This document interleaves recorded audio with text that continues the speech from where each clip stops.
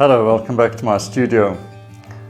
Well, I'm deep in the holiday season, and one of the things that I really need to do when I have a lot of people around is take a break occasionally and go into my special quiet place, another name for my studio, of course, and just play around with a bit of paint, but nothing serious. And the best medium for that, in my view anyway, is to get out the gouache paints. So I did a little study today, and I thought I would share that with you. Just a quick video of a painting. Ironically, it's of a winter scene, which down here in the South Africa, it's of course extremely hot right now. So maybe it's a bit of wishful thinking. But nothing nicer to get out a little sketchbook like this. This one has watercolor paper, and do a quick gouache study. It's great for relaxing, learning about your subject as well, and moving quickly with color and making quick decisions with no pressure. These paintings like this, I don't sell them. Maybe I'll frame one, but most of all, I like to collect them in a book like this, little flip book. And it's a great diary, really.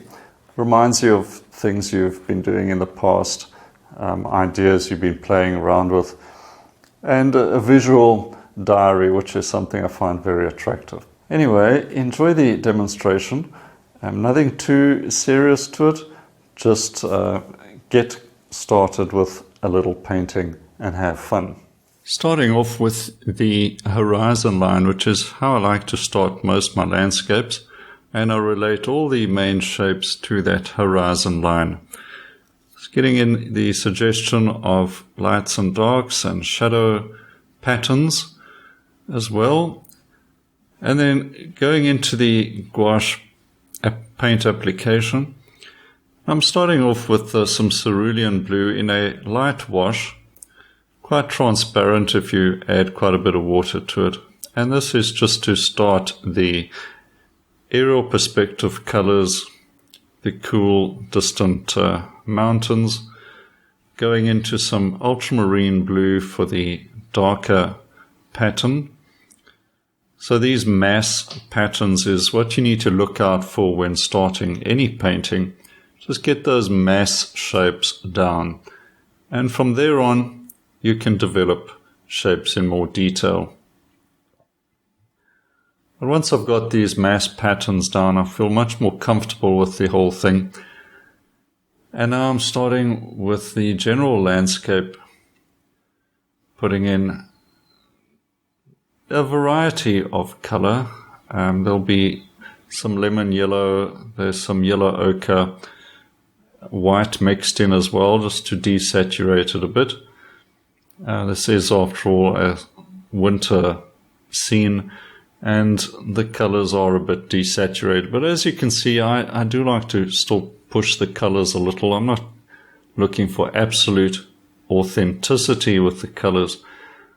However, when it comes to values, that is the light and dark pattern, I'm more concerned about accuracy of values.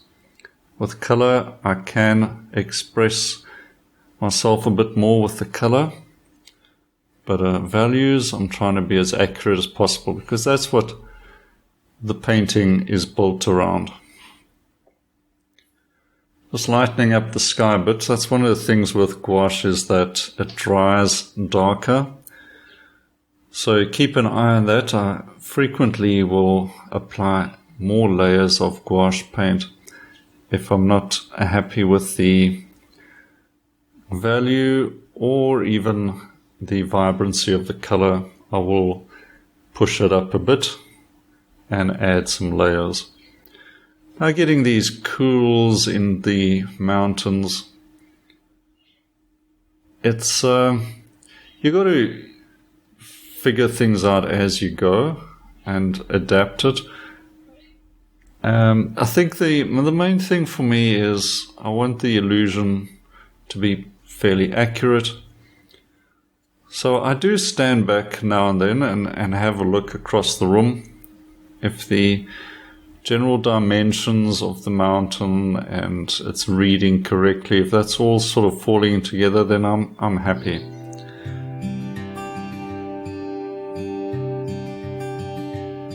Just some of the snow shapes, and then the bits of highlighted snow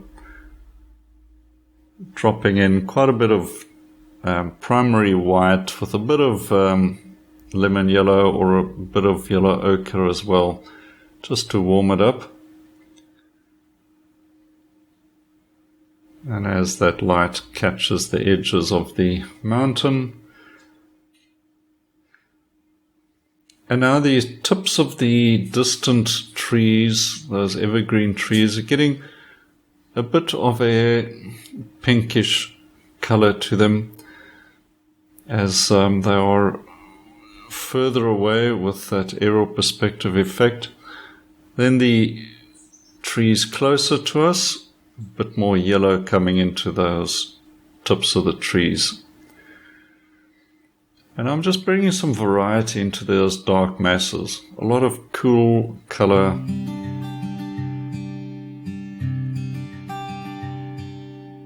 And now going in, breaking up those lines a bit, just feeling my way fairly quickly through the landscape parts.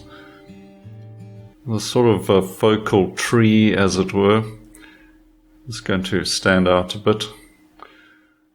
Perhaps falling in with a sort of holiday season theme. I'm thinking of Christmas trees maybe. Just adjusting that shape a little, not trying to make it too uniform. That's one of the things with trees like this, you end up making them so perfectly triangular. Just break up that shape a bit. Some cooler tree shapes in the shadows. So I'm using some purple and also some violet as well in the shadow areas of the stream. Now, of course, as you know, purples and violets work very nicely with their complements, which is the yellow range of color, and that of course helps both colors to stand out. But remember, one must always be dominant. The yellows are going to be the dominant shape in the landscape foreground, with the violets acting as a secondary role. And variety, there's a lot of variety in that grassland. Also a few little highlights on that tree. That's mostly lemon yellow and white for those highlights. You can see I mix the color on the mixing tray. So I lift the color out of the containers. I'm actually using an ice box or ice cube container to hold the gouache paint, and then I lift it out there, put it on the mixing tray and mix the colors I want. I can always put the lid back on that ice tray, and it keeps the gouache colors fresh for quite some time.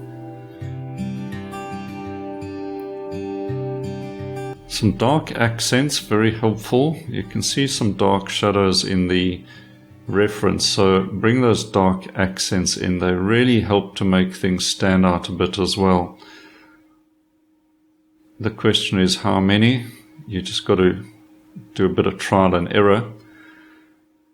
It's sort of a peach color in the distance there as well. Breaking up shapes, that's important. If you see mass shapes, build it up with layers, break up shapes with more layers.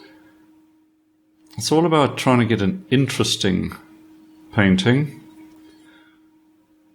And now some of those beautiful strong highlights on the water. Not following the reference exactly, I'm sort of going with how I feel I want this to develop.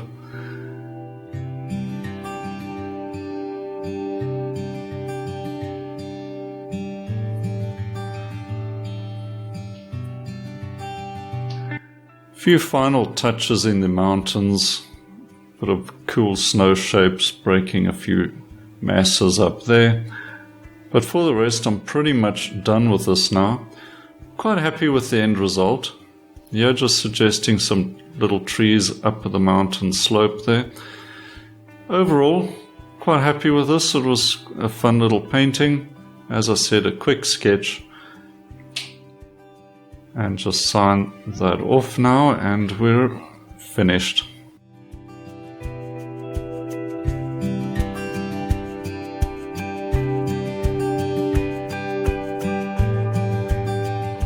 Well, I hope you enjoyed that short demonstration and are inspired perhaps to try out your own painting.